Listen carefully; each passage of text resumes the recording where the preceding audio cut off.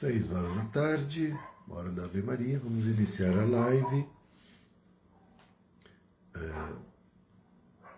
pela página do Facebook da Casa Espírita Maria de Nazaré. Meu nome é Ezequiel e hoje vamos desenvolver o tema Como Viver Mais Plenamente. Antes de iniciarmos mais propriamente a desenvolver o assunto, vamos fazer uma prece e depois eu passo algumas informações e a gente começa. Pai nosso que estais no céu, santificado seja o vosso nome, venha a nós o vosso reino, seja feita a vossa vontade, assim na terra como no céu. O pão nosso de cada dia nos dai hoje, perdoai nossas ofensas, assim como nós perdoamos a quem nos tem ofendido. Não nos deixando cair em tentações, mas livrai-nos de todo mal, que assim seja, graças a Deus. Bom, boa noite, Zé Faria, boa noite, Socorro. Eu queria, antes de tudo, dar os recados, né? E o tema que vamos desenvolver para a nossa reflexão é como viver mais plenamente. Primeiro, informativo é que a casa tem atividades no Centro Espírita, né? Na Casa Espírita todos os dias, né? De domingo, 9 da manhã, nós temos a palestra espírita. E a Casa Espírita, ela está sediada na rua João Peckney, 537, em frente ao cemitério de Poá, na cidade de Poá. O único cemitério que tem. Boa noite, André. Boa noite, André de novo. Obrigado. E de segunda-feira nós temos a assistência espiritual, a desobsessão, a partir das 19 horas. E foi pela primeira vez, vai passar por uma entrevista. De terça-feira nós temos presencial, o estudo do Livro dos Espíritos, 19 horas. E online nós temos o curso básico de Espiritismo também, às 19 horas. Boa noite, Marilda. Quarta-feira, às 20 horas, nós temos Passe Magnético e Assistência Espiritual e o Colegiado de Médico. Vamos começar agora já em novembro. Na quinta-feira, na parte da tarde, a partir das 15 horas, temos o estudo da doutrina espírita e a partir das 19, tratamento de cura espiritual pela apometria. Sexta-feira, nós temos às 19 horas a palestra evangélica e no sábado, às 16 horas, o curso Aprendizes do Evangelho. Além disso, temos um canal do YouTube. Essas lives que são feitas aqui depois são editadas e colocadas no canal do YouTube. As iniciais para entrar são CEMN Poá. A Casa Espírita também tem o celular que funciona como secretária eletrônica e podem ser enviadas mensagens pelo WhatsApp. O número é 963004552. Bom, essa página do Facebook ela foi criada quando estávamos na pandemia, né? E a Casa Espírita, como os templos e também o comércio e tudo, foram fechados. Então, nós não tínhamos como estar em contato uns com os outros, e aí então se deliberou criar essa página exatamente para que fossem feitas as lives, não é?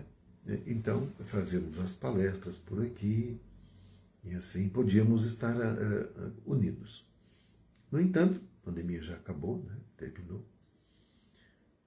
E então nós estamos pretendendo reduzir o número de lives, seja porque nós já estamos com todas as atividades na Casa Espírita, né? Então, aliás, a nossa Casa Espírita foi, salvo engano, o primeiro, né? A primeira Casa Espírita, salvo engano, né?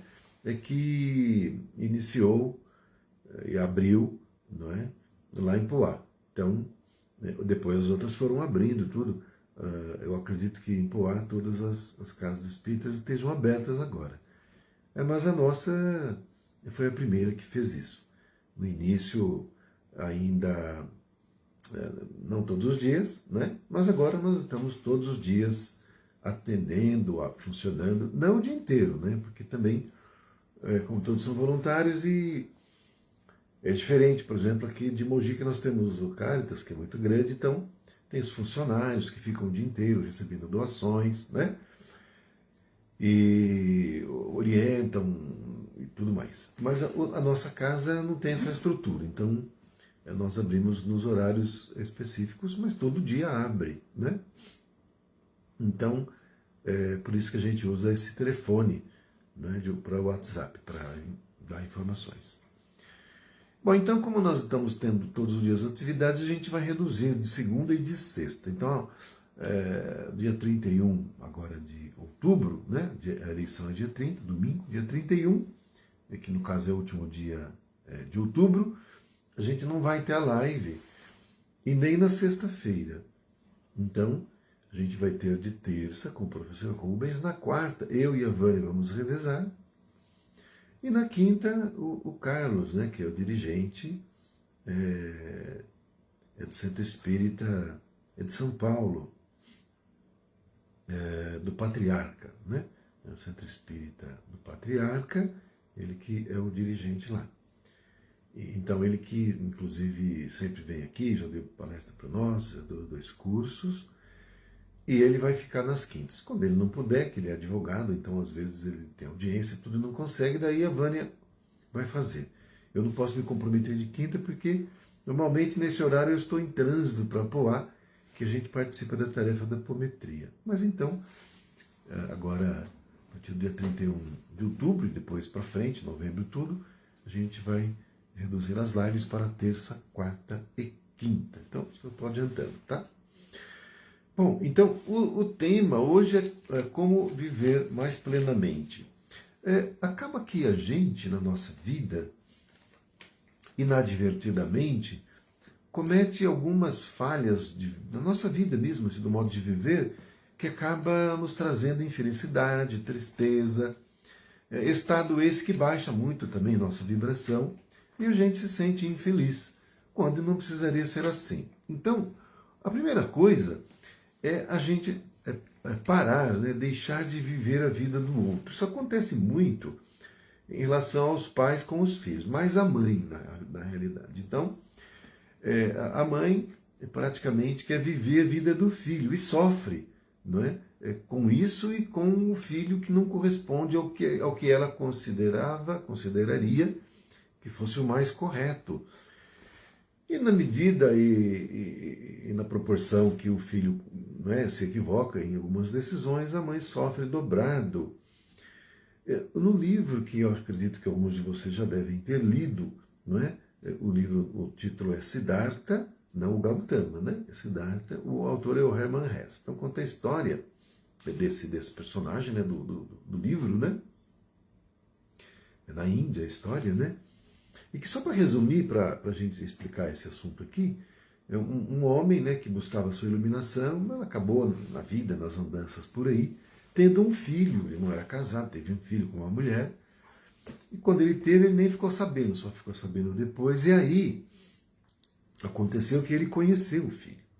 Mas o filho era desregrado, né? Enfim, né?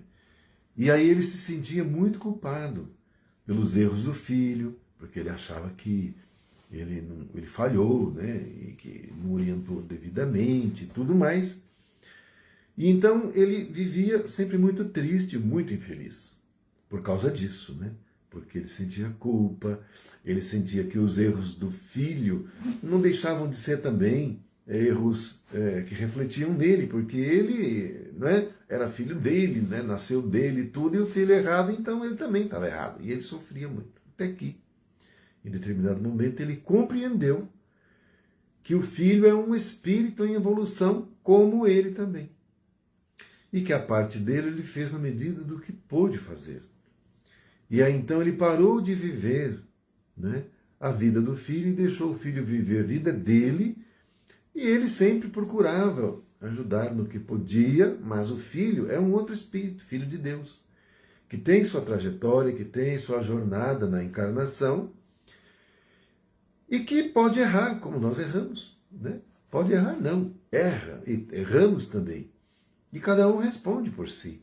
Embora, logicamente, que os pais cumprem a sua missão, que é a de ser os tutores, né? Aqueles que orientam sobretudo na primeira infância, na segunda e na adolescência, porque no momento em que esse filho assume a sua condição de adulto ou de jovem, né, que a personalidade do espírito é retomada por inteiro, que acontece geralmente a partir da adolescência, e os pais fizeram o que puderam, dentro das suas condições, porque também não adianta exigir de alguém aquilo que ele não pode dar, mas também apenas aquilo que ele tem condições de dar. E sempre cada um faz o melhor e dá o melhor que pode. Então, na medida em que a gente para de viver a vida dos filhos, né, e deixa os filhos viverem a vida deles, né, eu falo isso, embora também eu não posso dizer que sou isento dessa situação, que minha filha está em São Paulo agora, nem a gente se preocupa, agora mesmo, estava falando com ela. Mas a gente tem que ter confiança, o chefe deu a educação, instruiu, e agora o filho segue seu caminho, né? E a vida vai seguir, como também nós seguimos o nosso, quando nós deixamos a casa de nossos pais, né? E formamos nossas famílias e seguimos em frente, como também os filhos vão fazer isso. E é salutar que eles façam. Não é benéfico, não é uma coisa boa o filho ficar na asa da mãe, até ficar adulto. Tem filho que tem 40 anos lá, morando sob a tutela da mãe, não desenvolve. Então é um amor excessivo, talvez, não é? Um amor egoísta, que prende em vez de libertar. Então, deixar de viver a vida do outro. Às vezes acontece também entre os casais, né? Uma mulher que vive a vida do marido, né? E controla tudo, aquela coisa toda. E em relação a amigos tem muito isso, né? Amigas, né? Uma amiga controla outro, então quer viver a vida do outro. Não. Cada um vive a sua vida. A gente vai viver a nossa, a outra pessoa vai viver a dele, e assim é que é a vida. A gente sempre procurar ser solidário, orar, né, pelos amigos, pelas pessoas que a gente tem afeição, e orar pela humanidade em geral, que somos todos irmãos. E dessa maneira a gente não vai sofrer e vai ter uma vida mais suave, mais plena, tendo a compreensão que tudo está dentro daquilo que precisa estar. Cada um age conforme o seu nível de desenvolvimento e está se aperfeiçoando, né? E buscar então cada um o seu caminho e cumprir a sua jornada em paz, sem sofrimento. Outra coisa é a gente buscar ter iniciativa para as coisas, né? Porque muitas vezes a gente, no anseio de apenas pedir, né? Ter muita esperança e orar, ficar na reza e tudo. Então a gente fica na esperança que as coisas aconteçam, mas a gente não faz a nossa parte, então não tem a iniciativa. E só ficar na esperança, né, ficar, né, esperando acontecer, nem sempre vai acontecer da maneira como nós queremos. Então é preciso ter compreensão também com isso. Então a gente fazer a nossa parte dentro daquilo que a gente almeja, e na medida em que temos essa iniciativa para fazer as coisas, se não houver impedimentos kármicos ou obstáculos, né, que nem sempre a gente consegue ultrapassar, nós vamos conseguir o objetivo. Mas tem objetivos que não dependem de nós, não é? Tem coisas... mas eu quero que o meu filho passe na universidade pública, na USP, para fazer medicina. Tudo bem, ele estudou, se preparou, mas pode não conseguir, tem outros concorrentes que estudaram tanto quanto ou mais. E os pais dele estão orando também. Então, não é tudo que está na nossa condição de conseguir. A gente faz a nossa parte. Ajudou, o filho estudou, a parte está feita, teve a iniciativa, veio lá, fez a prova, agora não passou. Não passou, ok, vamos continuar em frente, vamos seguir aí. Né? A vida segue e pronto. Né? A gente está aqui numa experiência na matéria. Isso não podemos esquecer nunca. Estamos vivendo uma experiência na matéria. Aqui não é a nossa vida verdadeira. Não é que você não conseguiu aquilo, o mundo acaba. Gente, é uma experiência. Uma experiência que estamos vivendo para, dentro das lições da experiência, conquistar as virtudes. Só isso. Só isso, mais nada. Tudo aqui é passageiro, é temporário. Vai ficar aqui. Daqui a pouco a gente volta. para o nosso lugarzinho no mundo espiritual, e nós vamos ver, né? Mas que estava com aquelas ilusões, que bobagem. Não, vamos continuar aqui trabalhando, vamos para frente. É isso, né? Sem sofrimento. Cuidar da vida alheia. Isso também é um negócio que a gente acaba sofrendo por causa disso, né? A gente fica cuidando. No primeiro item é viver, que é mais, né?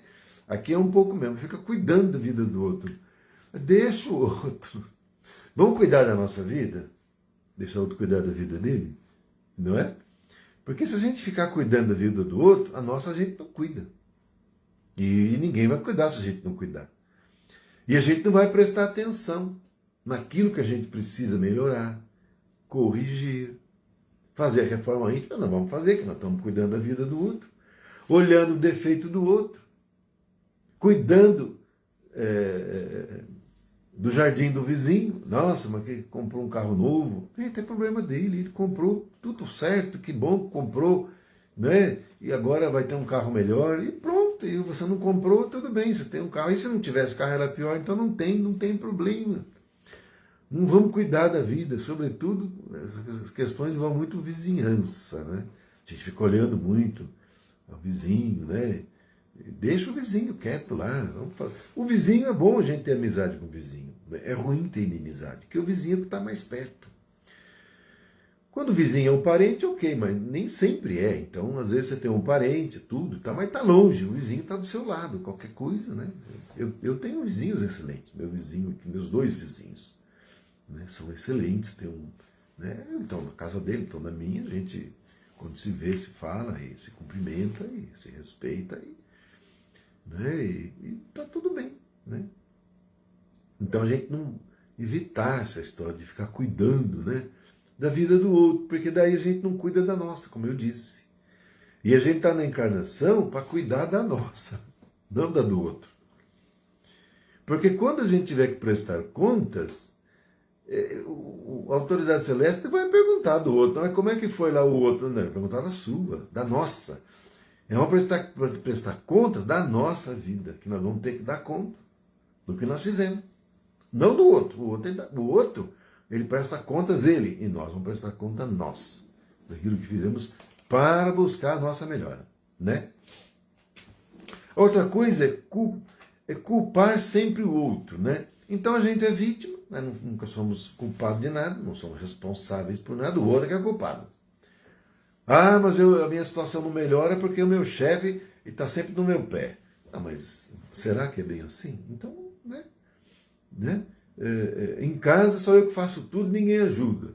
Por isso que nada, as coisas não andam lá, a culpa é dos outros, né? Eu não passei vestibular porque eu não tive ajuda, ninguém me ajuda.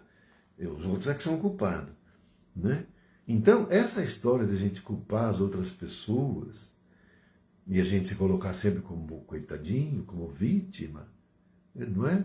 Não adianta, isso não vai resolver a nossa vida, né? Ah, mas eu estou obsediado, a culpa é do obsessor que eu não consigo nada, que ele fica sempre me atazanando aqui. Então, tudo bem, o obsessor tem a culpa dele, tem a responsabilidade dele, tem, mas a gente também é da sintonia. Então, queira ou não queira, nós temos uma parcela de responsabilidade. É claro que ele tem também. Porque ele tinha que estar cuidando da vida dele lá no mundo espiritual, ele tinha que melhorar para pôr uma colônia, não, ele fica lá embaixo arrumando confusão e obsediando os outros. Ainda faz curso de obsessor para melhorar a técnica. Ok, mas isso aí, ele presta contas disso. Nós é que não temos que dar sintonia para ele vir atazanar a gente. Nós não dando sintonia, ele vai vir, vai falar aqui, que ele vai falar, ele vai entrar, né? Ele entra na nossa casa, ou não entra, entra. Em qualquer lugar. Mas se a nossa sintonia não for compatível com a dele, ele não consegue nos acessar. Não consegue, não vai adiantar. E aí ele vai acabar cansando. Aí a gente começa a ler o Evangelho. Daí o obsessor está na nossa casa, né? Aí ele vem lá no nosso quarto, aí a gente pega uma água, purificação, pega o Evangelho e começa a ler. E comentar o Evangelho.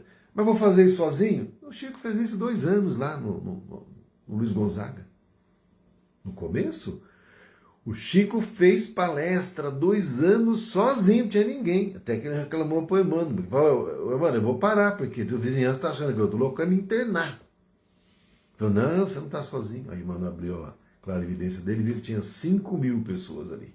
A 500 parece que 5.000. Até cabe, porque não é? O centro espírita ele tem dimensões diferentes, né, no mundo espiritual, mas acho que era 500. De toda maneira, ele viu, aí ele, né, continuou. Então, na medida em que a gente tem uma postura diferenciada, o obsessor fala assim, eu não vou ficar aqui ouvindo o evangelho, eu vou embora, depois eu volto.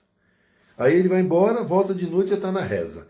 Ele fala, pelo amor de Deus, eu vou me embora daqui, eu não quero saber disso não, esse camarada aí não dá, não tem condições, eu vou me embora. E vai embora. Não é? E aí então ele fica com as coisas dele, a gente com as nossas. Não é?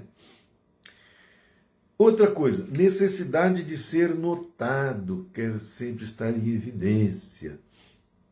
Isso acaba trazendo um sofrimento também para a pessoa, porque quando não acontece isso, a pessoa se sente frustrada, né? Porque ninguém está notando. Né? Isso acontece muito entre pessoas jovens, né? Que vai, por exemplo, numa festa, num ambiente assim de amigos, de coleguinhas, né? Ou na escola também. Isso na escola é uma coisa muito comum, quando está na adolescência, na escola. E aí a pessoa quer ter evidência, né? Que quer ser... Eu até esqueci o nome que fala. Quer ser popular, essa é a palavra. Quer ser popular, né? Então quer estar em evidência. E quem não se enturma lá é excluído, aí fala que fazendo bullying, não é? E aí fica todo encabulado e fica de lado, ninguém conversa, daí o jovem, o adolescente, se sente diminuído, não é? Então a pessoa faz um esforço para ser notado. Mas isso traz um sacrifício para a pessoa, porque não precisa ser desse jeito. Ah, mas se eu não for notado, e eu não vou me enturmar, e aí eu vou ficar excluído do grupo.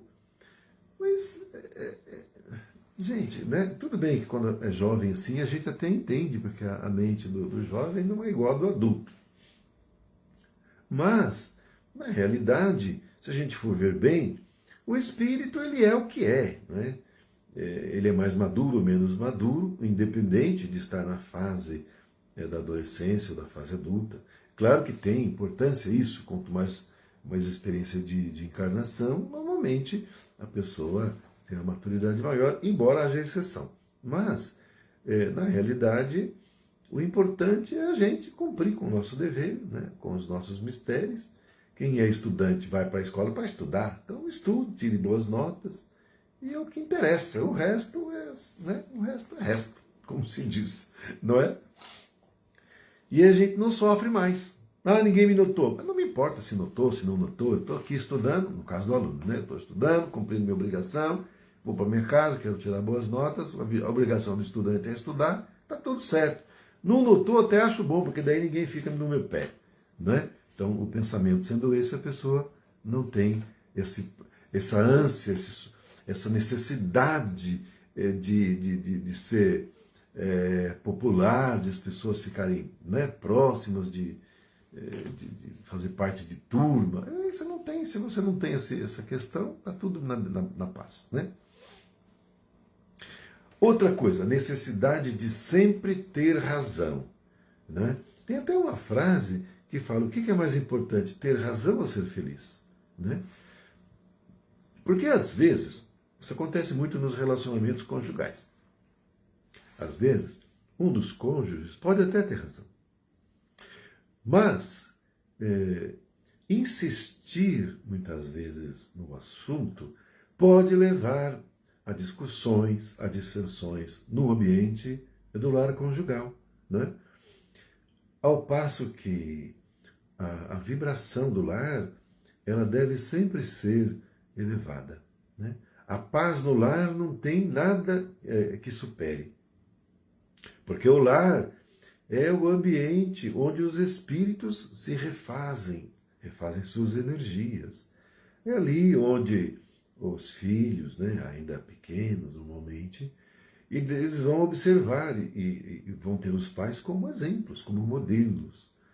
Então, na medida em que dentro do lar não há discussões, não há xingamentos, não há bateções de porta, não há brigas, não é?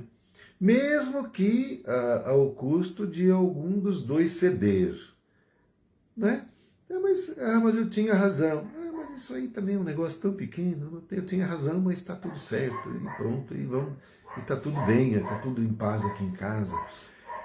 É claro que não dá para ceder em tudo. Tem algumas coisas coisas, por exemplo, importantes, né? Fundamentais. Essas, evidentemente, que eu não estou falando dessas. Eu estou dizendo coisas pequenas dentro da casa, no dia a dia.